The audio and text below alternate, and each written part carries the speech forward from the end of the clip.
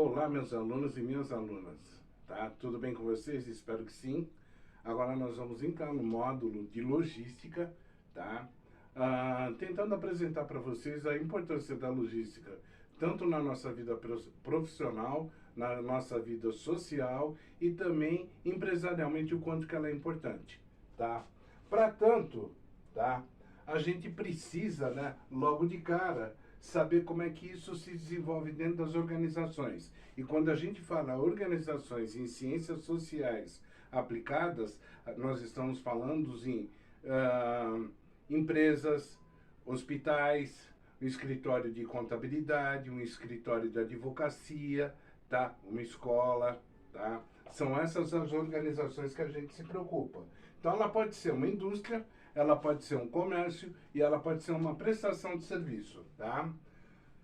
Quando nós, na história da humanidade, migramos da agricultura para a Revolução Industrial, aconteceram algumas coisas que são importantes, tá? Eu vou elencar algumas delas aqui para nós. Primeiro, a mudança da tecnologia, tá? Então surge um motor a vapor, tá? E esse motor a vapor, ele propicia o quê? A produção em massa para todos nós, na confecção, nos alimentos, nos eletrodomésticos da época, naquilo que existia, tá?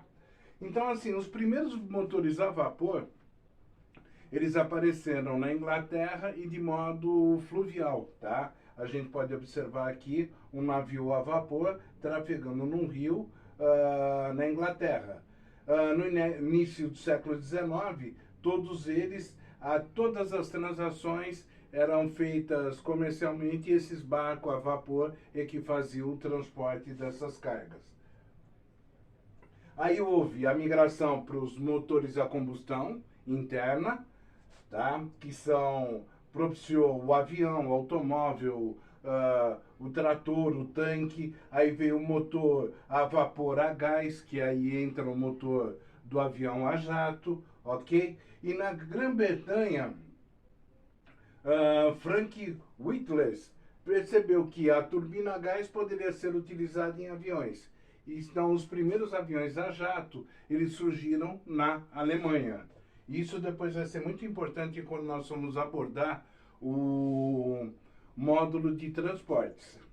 Então vamos lá, a logística no mercado. Christopher, no ano de 1999, ele propôs que as bases de uma logística voltada para o mercado, sintetizando a função da logística da seguinte forma.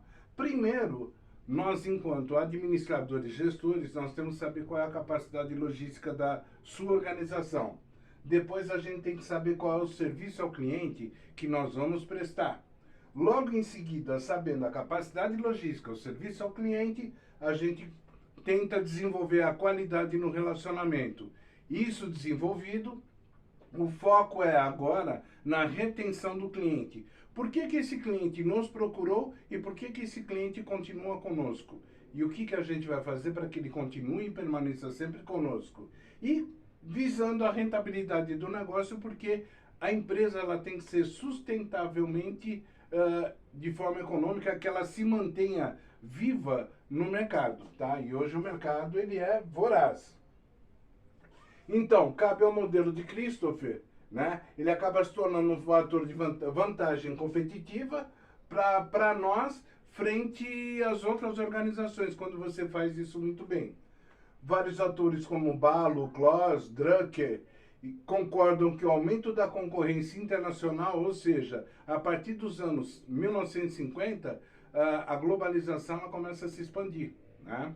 A sementinha da globalização foi plantada e aí todas as empresas começaram a buscar mercados internacionais. Então, para isso, começou a ter que ter entrosamento entre a empresa, o fabricante, o cliente, você saber o que o mercado está pedindo ou não, para você poder desenvolver, tá? E em cima disso, a qualidade na cadeia de gestão.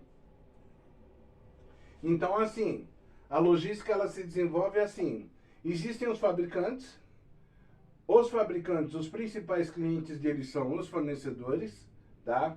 Esses fornecedores mantêm um suprimento físico, que são os seus estoques, o gerenciamento dos seus armazéns. Eles fabricam os produtos que vêm para uma distribuição física e depois isso vem para o seu cliente, tá? Que acaba consumindo o produto, esse dinheiro volta para o fabricante e por aí vai, tá? Então a roda da integração, ela se move dessa forma. Existem algumas coisas que a gente precisa avaliar entre o mercado empresarial e o mercado de consumo. E aí, essa tabela aqui, que ela vai estar disponível para vocês, ela simplesmente ela coloca os fatores de diferenciação entre os dois mercados, o que tem que se olhar, tá, nesses mercados, e aí ela foi planejada por Webster, tá? Então, por exemplo, fatores de diferenciação, quantidade de canais de distribuição que existe no mercado empresarial, tá? Existe um número reduzido de empresas para poder fazer essa distribuição. Já no mercado de consumo, existem milhares. E por aí vai. O mais importante é sempre observar o seguinte: qual é o segmento da sua empresa? É indústria? É prestação de serviço? É comércio? E esse quadro, ele pode estar variando de acordo com o segmento da sua empresa. Então, assim, muito se fala em estabilização econômica, né? Muito se fala em reduzir impostos, muito se fala em aumentar o conceito de competitividade, tá? Com isso, o que existe? A logística ela tem que ser muito rápida para aproveitar todos esses instantes, para poder reduzir custos e aumentar a rentabilidade para qualquer empresa, tá? E isso te torna diferente frente aos seus concorrentes, tá? Com isso, nós encerramos o módulo 1. As nossas referências bibliográficas são essas, ok? Balo, né, que a gente pode encontrar no livro Logística Empresarial, Christoph Martin, Logística e Gerenciamento de Cadeias de Suprimentos, e o Webster que eu citei para vocês, tá? Desejo a vocês bons estudos e nos vemos no próximo módulo.